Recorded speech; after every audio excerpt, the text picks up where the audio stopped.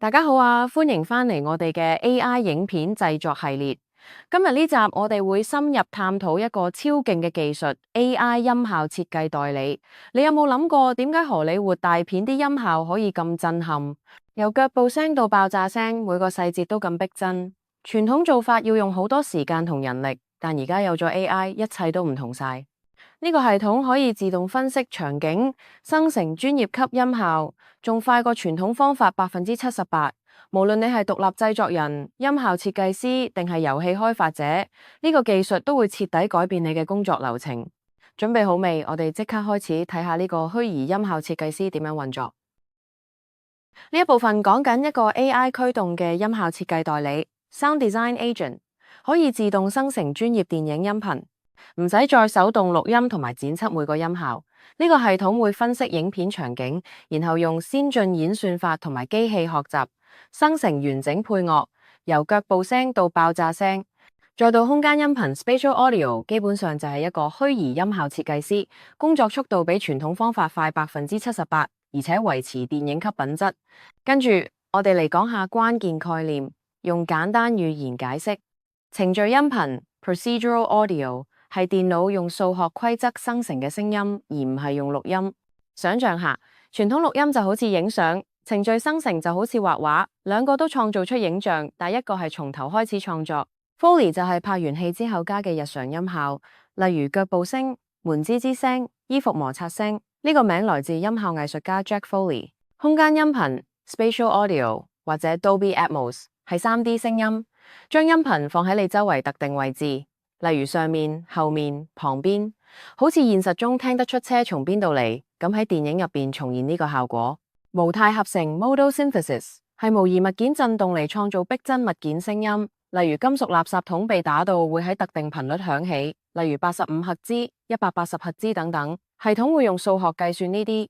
頻譜分析 Spectral Analysis 就係將聲音分解成頻率成分，好似將白光分開成彩虹咁，幫手識別同埋移除唔想要嘅噪音。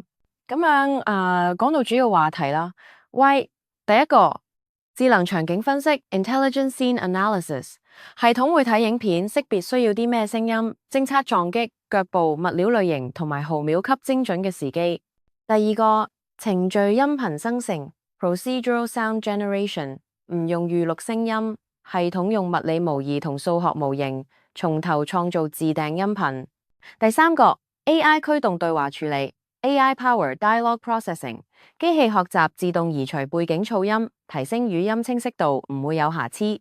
第四個 3D 空間音頻 3D Spatial Audio， 將聲音放喺三維空間，自動調整混音，適合戲院、家居系統、音響條或耳機。第五個自動品質控制 Automated Quality Control， AI 驗證技術品質，檢查時機準確度，確保所有輸出格式一致。總結一下，關鍵要點係大量節省時間，將傳統 Foley 錄音時間減低78%，同時維持專業電影級品質，基於物理嘅真實性，用實際物理屬性生成聲音。數學計算撞擊力、物料共振同埋聲學環境，超過15000個音效庫。透過智能程序生成同 AI 變奏系統，可以擴展到5萬個以上變體。畫面準確同步 （Frame Accurate Synchronization）， 視覺事件同音頻之間達到98.7%準確度，容許正負1毫秒誤差，支援12種格式，包括 Dolby Atmos、DTS:X、傳統環繞聲同埋串流優化版本。智能自動化 AI 分析場景，識別所需聲音，生成音頻、空間定位同埋優化輸出，全自動現實例子。對於35秒打鬥場景，系統分析210個畫面，生成腳步、拳擊、呼吸、金屬撞擊同環境氛圍，然後喺2.3倍實時80秒處理，輸出電影級空間音頻。再嚟講下關鍵數字同數據。性能指標，處理速度2.3倍實時。例如35秒場景喺大約80秒處理完，音效庫15000個索引樣本，擴展到5萬個以上程序變體，時機準確度98.7%，喺正負1毫秒容許範圍內，效率提升78%，減低傳統 Foley 錄音時間。技術規格，空間音頻支援 Dolby Atmos， 最多118個獨立音頻物件， 64床通道加54物件通道。頻率分析用32指頻帶處理環境聲音，支援12種輸出格式，從全電影級 7.1.4 到手機優化，取樣率專業 44.1 48千赫茲，用於高品質商議處理 binaural processing。品質標準電影動態範圍40+dB，適合戲院系統，串流響度-16到-14 LUFS loudness units，relative to full scale。廣播標準-23 lux 加6分貝範圍，符合 EBUR 128。手機優化-12 lux，適合小喇叭播放。接落嚟講下一步。實施方面，第1到3個月建立音頻分析管道同基本程序生成，第4到6個月部署先進對話處理同完整空間音頻整合，第7到9個月整合機器學習模型同智能自動化。所需資源授權軟件如 Isotope RX、Dolby Atmos Production Suite、GameSynth， 開源框架如 Essentia 音頻分析庫，硬件包括多通道音頻界面、校準監聽系統。專用電腦用於 Dolby Atmos 渲染 Mac 或者 PC。關鍵決定預算分配專業軟件授權，硬件規格用於實時處理能力，平台優先次序，電影 vs 串流 vs 廣播，團隊培訓要求用於系統操作。最後呢個對邊個重要？電影製作團隊大幅減低後製時間同成本，維持專業品質，特別適合預算有限嘅獨立製作。音效設計師提供強大工具快速原型同迭代，釋放創作時間免於重複技術任務，自動處理78%常規 Foley 工作。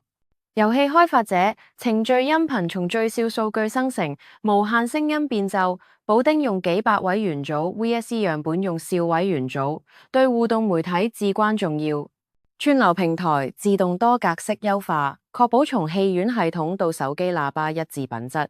VR/AR 創作者空間音頻引擎提供逼真 3D 定位，必要於沉浸式體驗。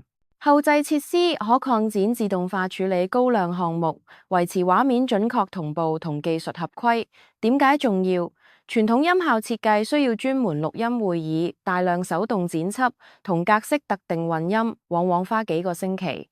呢個系統自動化技術重任，保留創作控制，令專業品質音頻適用於任何規模製作。AI 分析、程序生成同空間音頻嘅組合，代表自動音頻製作嘅前沿。深入啲嚟睇，我哋可以發現好多值得留意嘅地方。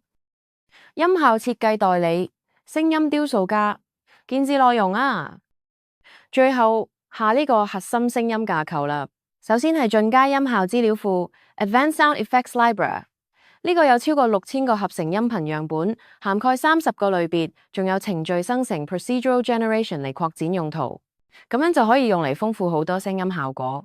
再嚟智慧 Foley 模擬器 Intelligent Foley Simulator， 佢用2階段視頻轉音頻生成，靠 Root Mean Square RMS 時間事件特指嚟引導視頻輸入嘅音頻，咁樣做就更準確地模擬出自然聲音。接落嚟環境音效設計器 Environmental Sound Designer， 專門做互動式空間化 Foley， 用嚟處理液體、火、風同多通道紋理，呢個好適合設計沉浸式環境聲。然後 AI 驅動對話處理器 AI Powered Dialogue Processor， 用最先進嘅神經網路 Neural Networks 同機器學習 Machine Learn 嚟做即時低延遲嘅對話隔離 Dialogue Isolate 處理。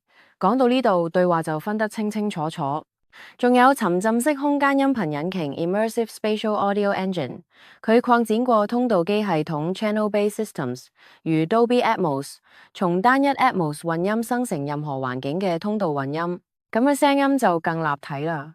再深入啲，畫面精準音頻同步系統 Frame Accurate Sound Synchronization System， 確保時間對齊嚟實現真實感，因為毫秒級不匹配都察覺得到，呢個係關鍵。唔同步就破壞咗感覺。最後動態範圍最佳化器 Dynamic Range Optimizer， 支援多格式傳遞，具備適應性響度 Adaptive Loudness， 適用於各種播放環境。總結一下啦，呢個架構比聲音設計更專業同靈活。咁嘅啦就係下一個下進階技術元件 Advanced Technical Components， 呢個部分會深入啲探討一啲高級嘅技術元素。譬如係用嚟優化系統效能或者整合複雜功能嘅部件。咁樣呢啲元件通常包括進階嘅模組設計 model、design， 例如狀態管理器 state manage 同埋事件驅動架構 event driven architecture。佢哋可以幫你處理大量數據流同埋即時更新。然後下一步我哋會睇下點樣應用呢啲元件喺實際項目入邊。總結一下，掌握咗呢啲知識，你就可以輕鬆建構更強大嘅應用程式。繼續講，留意下呢個係香港 YouTube 風格嘅實用分享。仲有第二點係關於安全性整合，接落嚟再深入啲解釋。再講音效資料庫，呢個有超過15000個索引音效，包含咗好多可重複用嘅演算法，用嚟處理音訊輸入輸出、數位信號、處理 digital signal process、資料統計，同埋光譜、時間、音調同高階音樂描述符。咁樣主要元素嚟啦，首先係基於內容嘅音訊檢索 （content-based audio retrieval），佢用 Chrome Apron 指紋辨識同光譜形狀分析嚟匹配音效。然後語義音訊分類 （semantic audio classification），透過計算特指同 TensorFlow 模型，將音效分為快樂、悲傷、積極或者放鬆。仲有多格式支援 （multi-format support），相容 Linux、macOS、Windows、iOS 同 Android。最後即時分析 real-time analysis， 專門針對即時應用程式優化低運算成本嘅演算法。咁啦，然後下呢個程序性 Foley 產生器啦，呢個系統用程序性音訊嚟計算產生聲音，超越咗傳統預錄庫嘅創新方式，聽落好有型。佢嘅特點包括物理建模 physical modeling， 呢個就用粒粒雜訊 granular noise 同埋雜訊頻帶 noise bands 模組。粒粒雜訊主要用嚟處理雜訊元素，而雜訊頻帶就專門搞撞擊聲，例如木頭撞擊嘅效果。咁樣接落嚟係材質模擬 material simulation EQ 模組，配備中型頻帶 bell-shaped bands， 用嚟營造效果，例如木頭共振喺100到300赫茲範圍，或者金屬響應喺500到5000赫茲。然後仲有動態合成 dynamic synthesis。呢個數學模型從參數同輸入產生信號，仲會自動變化嚟避免重複，咁就自然得多。最後基於表演嘅控制 performance-based control 就整合咗表現性表演嚟產生自然結果。因為完美嘅視覺音訊相關性有時會缺乏美感，留意下呢點。總結一下，呢個系統真係好創新，值得再深入啲探索。好，跟住我哋講起環境音效設計師，呢個工具可以透過合成、樣本同空間化生成環境音頻，仲配備粒狀產生器，專門搞液體、火、風呢啲效果，例如水滴、氣泡、烈聲、樹葉咁樣。咁樣先嚟講多層合成部分，有32個子頻帶加法噪聲、4個減法噪聲產生器、2個粒狀器同埋4個回圈器，可以用嚟自訂 WAV 檔案。然後適應性空間化就基於影像控制，用嚟處理複雜聲音，快速建立沉浸式環境。最後即時處理用 C++ 引擎嚟整合遊戲引擎，針對遊戲平台嘅 CPU 同 RAM 進行最佳化，咁樣就流暢得多啦。講返下進階對話處理器 Advanced Dialogue Processor， 呢個用咗最先進嘅技術嚟實現雜訊減低同增強效果。咁樣，首先係頻譜去雜訊技術 Spectral Denoise Technology， 佢可以透明咁移除音調同寬頻雜訊，同時最小化偽影 artifacts， 聽落好自然。然後自適應處理 Adaptive Processing 會分析變化嘅雜訊輪廓，自動修復，特別適合即時修復嘅情況。仲有機器學習增強 Machine Learning Enhancement， 升級咗對話隔離 Dialogue Isolate，整合咗去回音 de-reverb 同即時去雜訊 de-noise 入單一模組，方便好多。最後進階演算法選項 Advanced Algorithm Options 有3個等級 ，A 等級係低 CPU 設計，用時間平滑嚟做即時處理 ；B 等級就用2D 平滑嚟抑制音樂雜訊 Musical Noise Suppress。總結一下，呢啲功能令對話處理更強大。補充一下，下沉浸式空間音訊引擎 Immersive Spatial Audio Engine 呢個係基於物件嘅系統，用嚟革命性咁定位音效。咁樣首先係基於物件嘅音訊 Object-based Audio， 佢會將音軌處理成帶有時間位置元資料嘅物件，然後匯出專門嘅主版本。接落嚟多格式支援 Multi-format support， 可以處理 IMAX、Dolby Atmos、MPEG、Auro 3D、DTSX 同埋自定配置。仲有進階定位 Advanced Positioning，透過視覺界面，你可以拖曳來源嚟調整360度聲景入邊嘅高度、深度同方向。最後啦，平台可擴展性 platform scalability， 將混音擴展到4聲道、家庭劇院、音響橋、立體聲或者雙耳耳機。講完呢啲，再嚟講下佢嘅功能 What it does。總結一下呢個引擎就係透過物件導向嘅方式，實現咗革命性嘅空間音效定位，讓你喺唔同平台同格式下都可以享受沉浸式體驗。全面聲音設計工作流程，好，跟住我哋嚟講下呢個話題啦。聲音設計 （sound design） 係一個好重要嘅環節，尤其喺電影、遊戲或者廣告入面，咁樣先至可以營造出沉浸式體驗。總結一下，成個流程大致分幾個階段。首先係預備階段，你要先分析項目需求，例如聽下導演或者客戶嘅要求，了解故事背景同埋情緒基調，然後收集聲音素材，從圖書館 Sound Library 入手，或者自己錄製環境聲 （ambient sounds） 同特效 sound effects。咁樣接落嚟就入到編輯階段。用軟件如 Adobe Audition 或者 Pro Tools 剪輯同埋層疊聲音，確保每個元素都同步 sync 落畫面。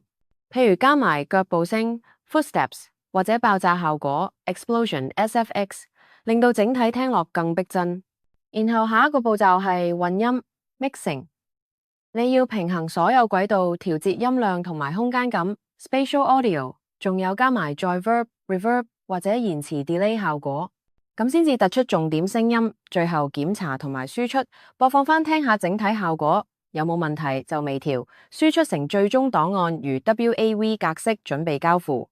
講到呢度，呢個流程雖然彈性大，但記住要留意頻率衝突 frequency clashing， 避免聲音混亂，咁樣你嘅聲音設計就會更專業啦。跟住我哋講下智慧音效生成，即時生成演算法聲音，支持遊戲、VR 同電影入邊嘅沉浸式需求。咁樣衝擊聲合成 Impact Sound Synthesis， 層級用嚟搞槍聲、爆炸同碰撞。然後基於材質嘅聲音建模 Material-Based Sound Modeling， 摩擦模組具有如金屬 matte 等屬性，並針對滑動進行音高調變 Pitch Modulate。再嚟情景音效設計 Contextual Sound Design， 無需樣本嘅程序性 Foley 用於日常場景。總結一下，呢啲功能令到音效生成更加靈活同逼真啊！繼續講進階 Foley 生成呢個部分，自動化效能合成 Automated Performance Synthesis， 呢個就係一個2階段 RMS-based 模型，唔使額外注解，就已經有語義連結同控制功能，超方便。咁樣呢，角色移動模擬 Character Movement Simulate 就係另一個重點，包括表面感知、腳步 Surface Aware Footsteps， 可以適應唔同物料，例如混凝土、木頭、金屬同埋礫石，聽落就好逼真。仲有衣物材質物理 Clothing Material Physics， 用咗 EQ 同 Perlin 調變嘅噪聲頻帶嚟模擬隨機移動，感覺好自然。然後呼吸模式合成 Breath Pattern Synthesis 就專門模擬用力、疼痛同埋情緒狀態。總結一下，成個系統令到音效更立體。咁環境氛圍創作呢個就係結合合成樣本同空間化，提供好富有表現力嘅控制。咁樣你可以層疊唔同嘅氛圍，例如城市、自然同室內，營造出層層疊疊嘅感覺。再嚟講下天氣模擬，用減發噪聲 Subtractive Noise 嚟產生動態雜頻效果，好似風聲咁，聽落好自然動感。然之後下一個係房間音調生成，用混響 Reverb 模擬聲學效果，令到聲音有種空間感。總結一下就係咁樣玩得出好有層次嘅環境聲。而家嚟到下智慧對話處理呢個部分，首先係自動清理 RX Dialogue Isolate， 配備咗敏感度滑桿，用嚟分離對話同埋有可擴展嘅頻率處理，咁樣可以更精準咁處理聲音。然之後講到雜訊降低技術，第一點係頻譜雜控 Spectra Gate， 呢個係用頻域遮罩嚟隔離信號，減低唔想要嘅噪音。咁樣接落嚟咧係自適應處理 Adaptive Processing， 佢會自動調整嚟應對變化嘅雜訊，例如交通聲或者波浪聲，保持對話清晰。另外仲有機器學習增強 Machine Learning Enhancement， 呢個功能可以偵測多位講者，然後喺頻譜圖上面顯示文字，方便分析同埋提升準確度。總結一下，呢啲技術一齊用，幫你輕鬆處理複雜嘅對話環境。講完呢個下沉浸式 3D 音頻定位呢個部分，物件式空間化 （Object-Based Spatialization） 就係床運餅 ，Mix 0到2聲道，加上高達118個物件，仲配有動態源資料 （Dynamic Metadata），咁樣可以令聲音定位更精準。跟住即時定位 （Real-Time Positioning） 方面 ，Atmos Music Panner 配有高度模式 （Elevation Modes）、物件對 Object Pairs 同埋用於自動化嘅序列器 （Sequencer），方便即時調整。最後，多格式傳遞 Multi-Format Delivery 支持高達10揚聲器配置，但要達到最大值就需要如 Triumph Altitude 32等處理器嚟處理。總結一下，呢個功能真係好強大，適合專業音頻製作。好，跟住我哋講下精準淨同步呢個部分啦。精準計時控制係擴散模型 Diffusion Model， 將效果條件化於包絡 envelope 同語義 semantics， 專門用嚟處理計時 timing 同音色 time 嘅。咁樣視覺同步技術就將音頻同動作對齊，確保語義一致又逼真，適用於可擴展嘅 Foley 音效。總結一下，呢啲技術令到同步更精準自然。繼續講落去，再深入啲。好，跟住我哋講下動態範圍最佳化呢個部分。呢度有自適應響度管理，用 LUFS 控制嚟最大化後置正規化響度，咁樣可以確保音量平衡得好好。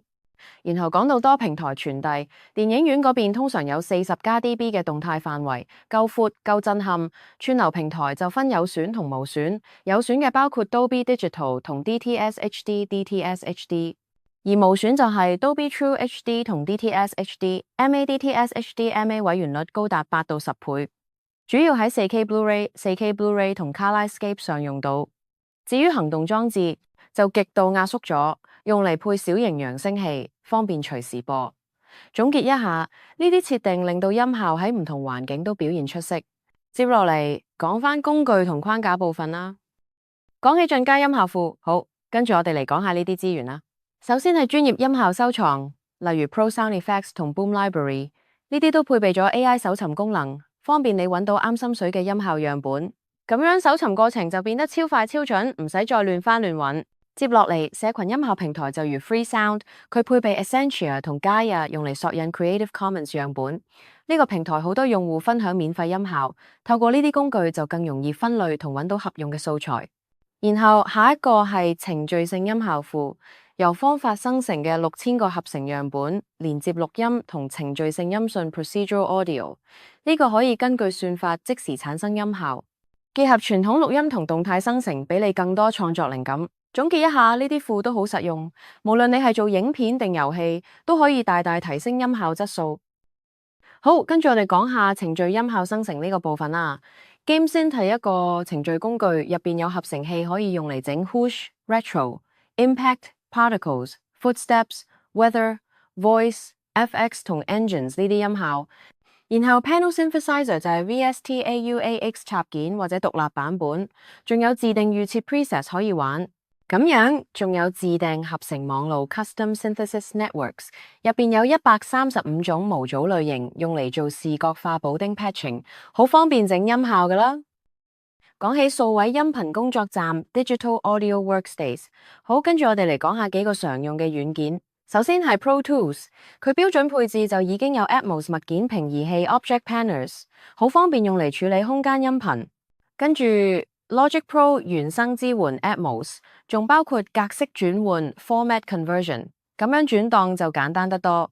接落嚟 Nuendo 主要用喺 Atmos 混音 mixing 同埋雙耳渲染 binaural rendering 嘅後製 post-production 工作，特別適合專業後期製作。總結一下，呢啲工具各有強項，視乎你嘅需求嚟揀用啦。講起空間音訊處理 Spatial Audio Processing， 首先嚟講 Dolby Atmos Production Suite。呢個套件包括音樂全景聲 Muse Panner 同雙耳設定 Binaural Settings， 支援 AAX、VST、AU 格式，專門用喺 macOS 系統。跟住空間音訊設計師 Spatial Audio Designer 就係一個適用於任何 DAW 嘅沉浸式混音同監聽外掛程式 plugin， 好實用。然後 Facebook 360空間工作站 Facebook 360 Spatial Workspace 主要用嚟處理360度 VR 同影片嘅 Ambisonics 音效。總結一下，呢啲工具可以幫你輕鬆搞掂空間音訊嘅製作。好，跟住我哋講下雜訊降低同增強呢個部分啦。首先係 Isotope RX， 呢個係基於 ML Machine Learning 嘅修復套件，可以獨立程式或者外掛程式用，專門幫你修復音頻問題。咁樣，仲有 Noisereduce Library 呢個庫主要用嚟做頻譜閘門，特別適合語音或者生物聲學等方面嘅應用。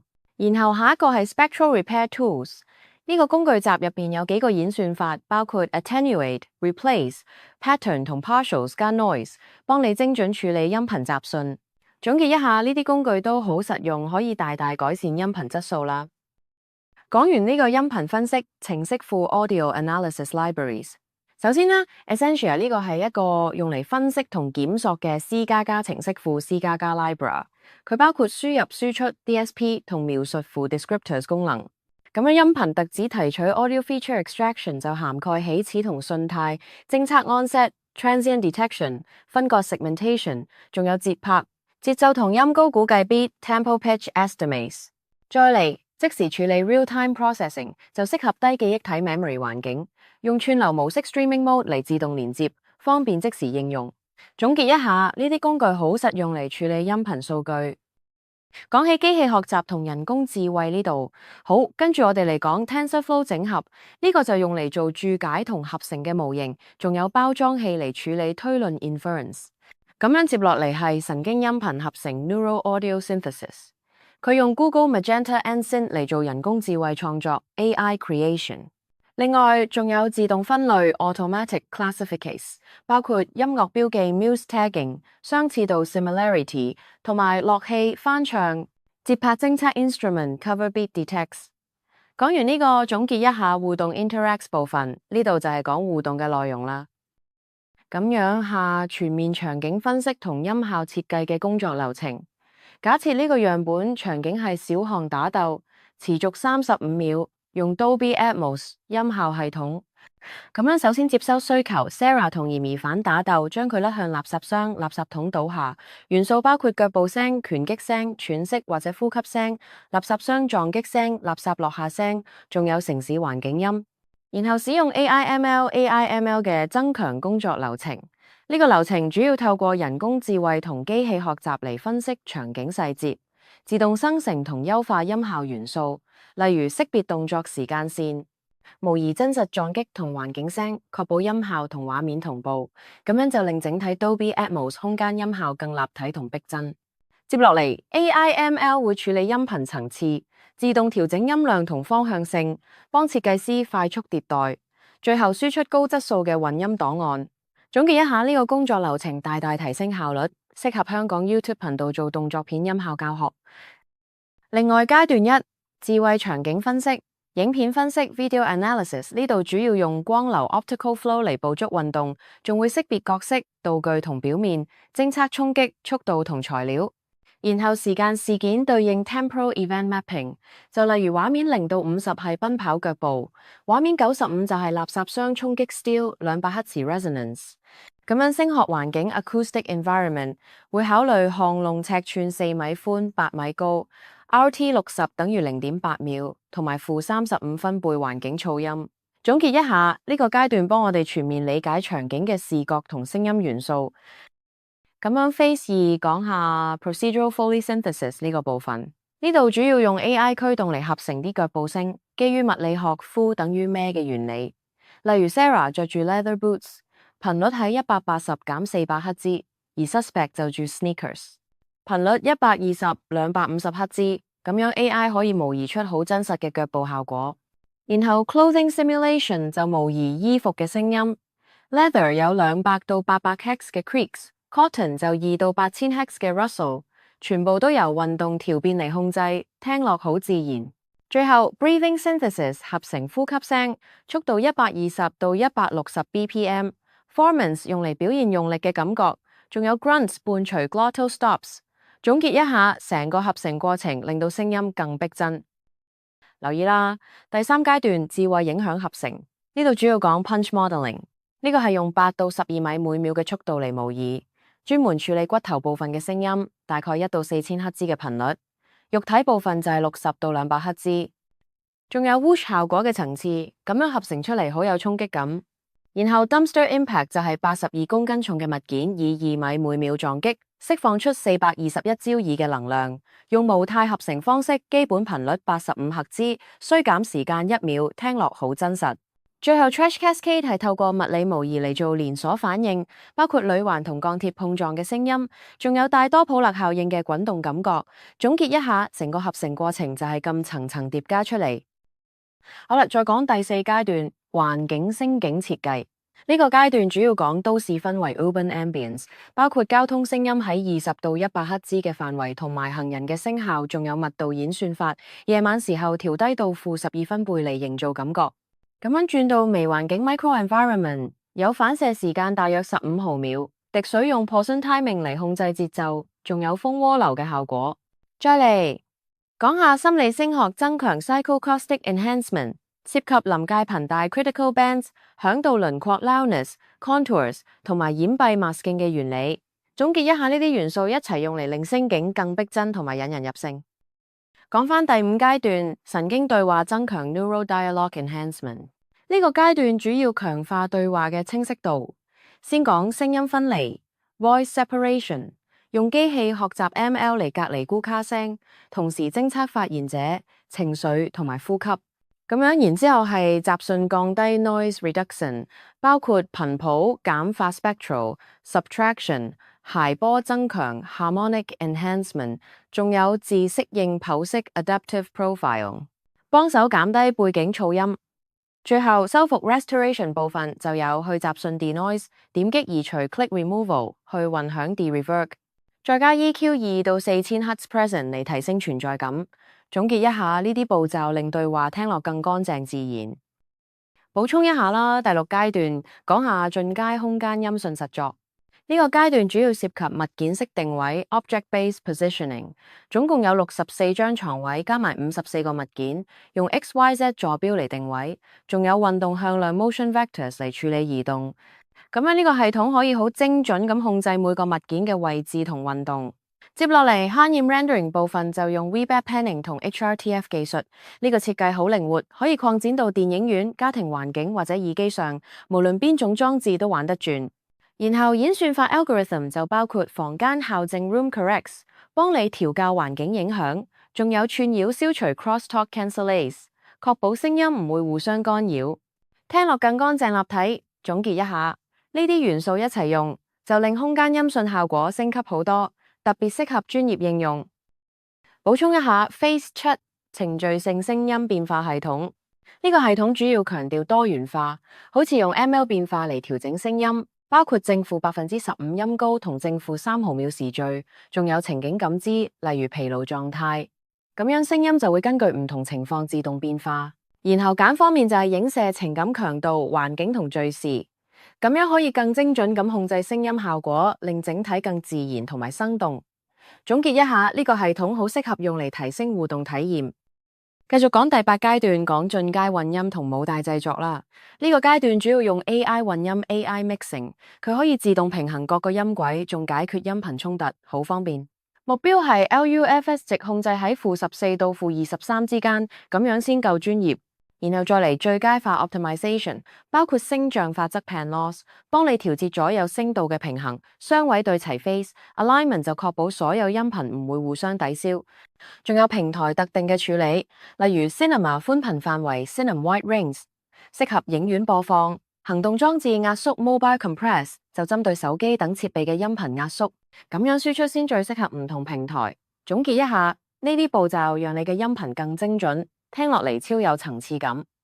好，跟住嚟到階段9，品質保證同驗證。再嚟講自動化 QC Essential， 用嚟做頻率、相位同動態分析，同步容忍度係正負1毫秒。咁樣，仲有 ML 評估，包括真實感評分同偽影偵測。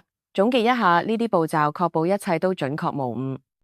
同埋第10階段講下交付同整合嘅部分。呢度主要包括匯出 export， 例如 ADM、BWF、DTSX 同立體聲摺疊 stereo fold downs。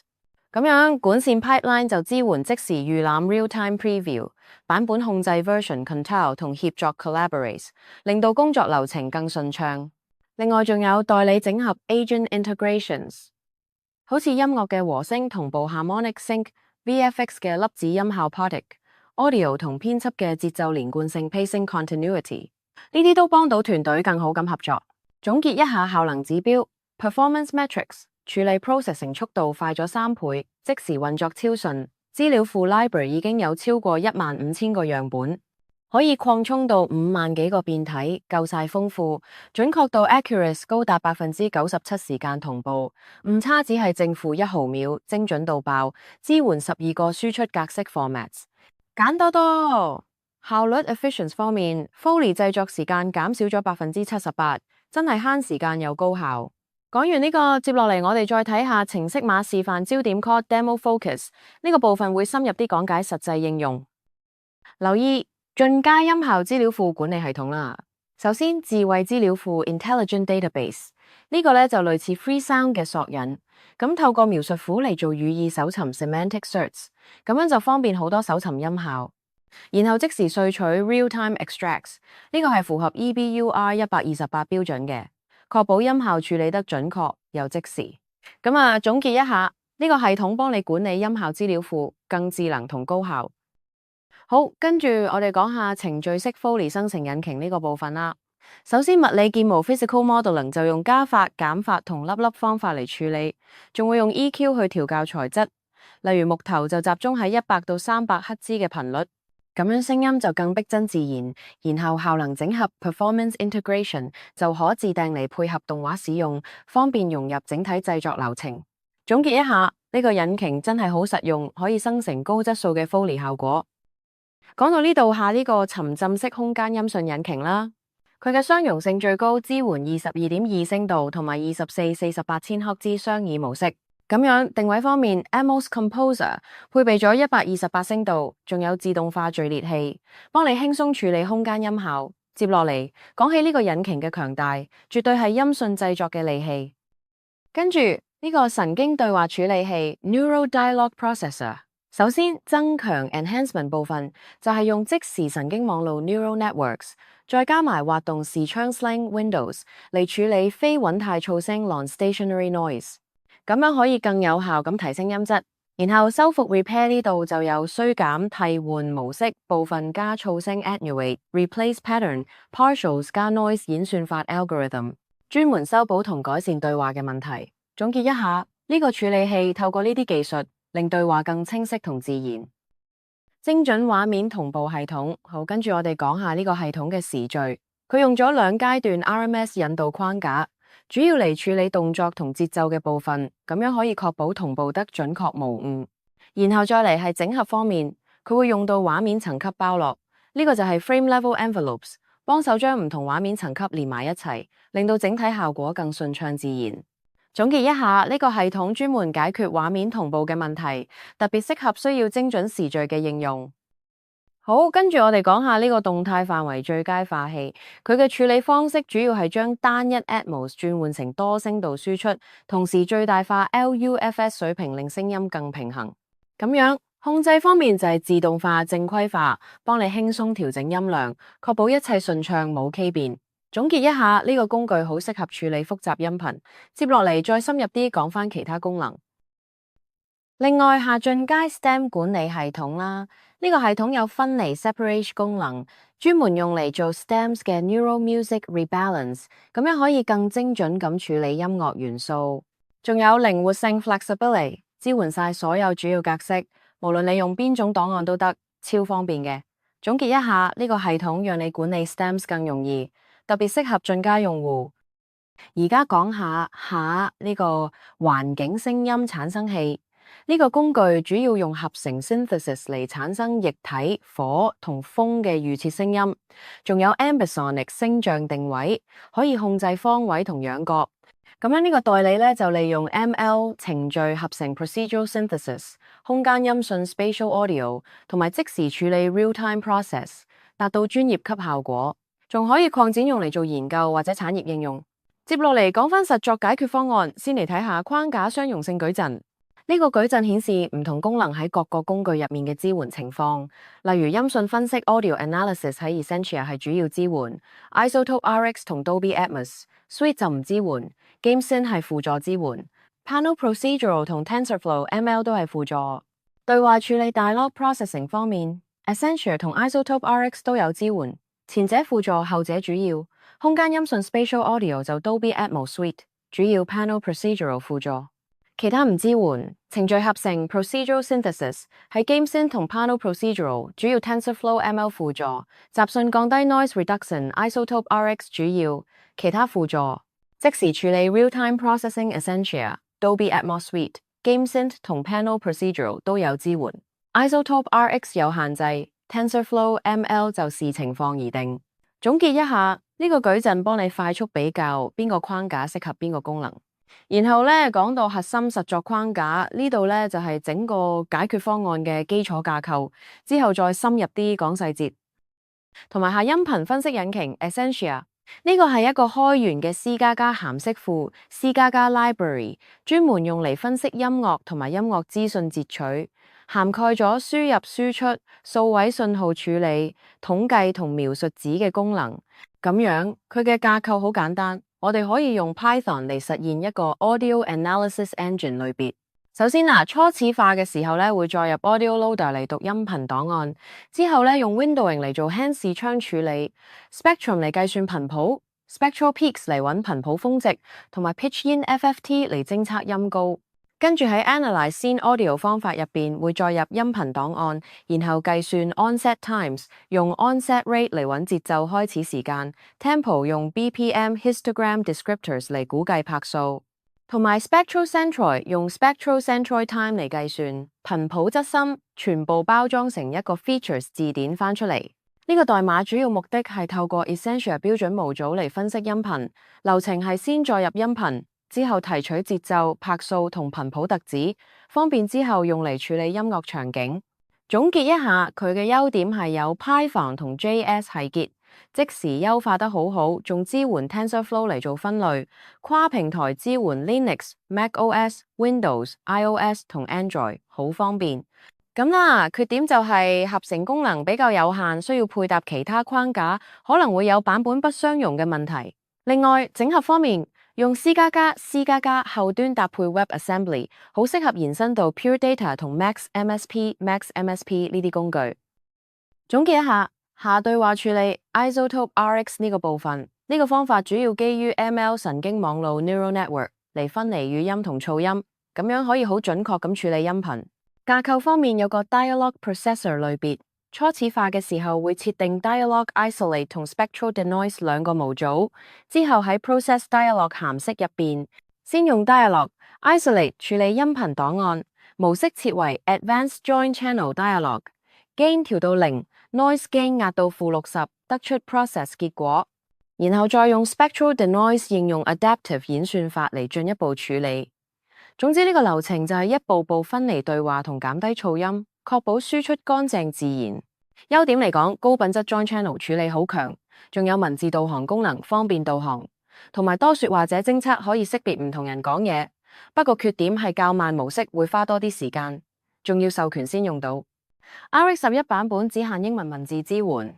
最後整合方面可以用 RX Connect 嚟傳輸到 DAW 入邊，咁就順暢咗好多。講起下空間音訊引擎 Spatial Audio Engine， 呢個就係 Dolby Atmos 製作套件 Dolby Atmos Production Suite。咁樣佢嘅方法 approach 係輕量級混音同編輯，特別適合用喺筆電或者耳機度，方便好多。再嚟講下架構 architecture， 呢個類別 Spatial Audio Engine 喺初始化嘅時候會建立一個 Dolby Atmos Renderer 用嚟渲染，仲有 Dolby Atmos Music Panner 嚟處理音樂定位，同埋 Dolby Binaural Renderer 嚟做雙耳渲染。然後喺 Create Spatial Mix 個方法入面，佢會創建一個 Dolby Atmos Mix， 之後循環處理每個 Audio Objects， 透過 Music Panner 嚟建立 Spatial Op， 加入位置 XYZ 同 size 資料，之後加落 Atmos Mix 入邊。最後佢會渲染同格式，包括 Cinema 用 7.1.4，Home 用 5.1.2， 同埋 Binaural 模式全部翻 format 出去。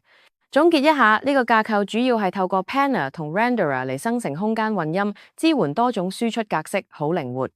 咁優點 Pro 嚟啦，首先 DAW 支援得好勁，例如 Logic 同 Pro Tools， 仲有仰角模式，高達64聲道渲染，專業級數。另一邊廂缺點 Con 就係聲像器 Panner 只限 Mac 用，專用渲染器要 PC， 仲有授權 licensing 嘅限制，唔係人人用得。最後，整合 integration 方面，用橋接外掛程式 Bridge Plugin 同專業版 Composer，接落嚟就好易融入工作流程。好，跟住我哋講下程序化音頻生成，呢個叫 GameSynth 嘅方法，主要係用合成器同補丁嚟做程序化工具。架構方面有個 Procedural Audio Generator 類別，初始化嘅時候咧會設個 GameSynth Engine，仲有個 Models 字典。入邊有 Impact 同 Footsteps 兩個 GameSynth 模型。Generate Foley Sequence 方法會根據 Scene Data 嘅 Events 嚟生成 Foley Sounds。循環每個 Event 如果係 Footstep 類型，就用 Footstep 模型合成聲音。參數包括 Sources、Shoe Type、Weight 同 Velocity。如果係 Impact 就用 Impact 模型合成。參數有 Material、Material、2同 Impact Velocity。最後將所有 Sound 加落 Foley Sound 列表翻出。優點係專用合成器 AI 推薦低 CPU 用量，因為每個補丁得數百位元組。缺點就係平台特定運行嘅時候有學習曲線同有限處理能力。整合方面用中介軟體例如 Wise 或者 FMO， 透過變化 API 嚟用。咁樣再嚟講，推薦嘅主要實作堆疊有個音效設計代理控制器，下面分場景分析用 Essentia， 音頻處理用 Isotope RX， 空間渲染用 Dolby Atmos， 中間層係程序化生成，用 GameSynth 加自訂，最底係音頻匯出同交付。總結一下，呢個堆疊令成個流程順暢，接落嚟可以深入啲應用。繼續講實施階段啦。階段1喺頭3個月入邊，主要搞 Essential Pipeline， 再加埋基本嘅 RX GameSynth Atmos。RX GameSynth Atmos。咁樣階段2就喺第4到第6個月，進階啲嚟講 ML 分離、ML Separation、程序化變異、Procedural Variation， 仲有完整嘅 DAW 整合 DAW Integration。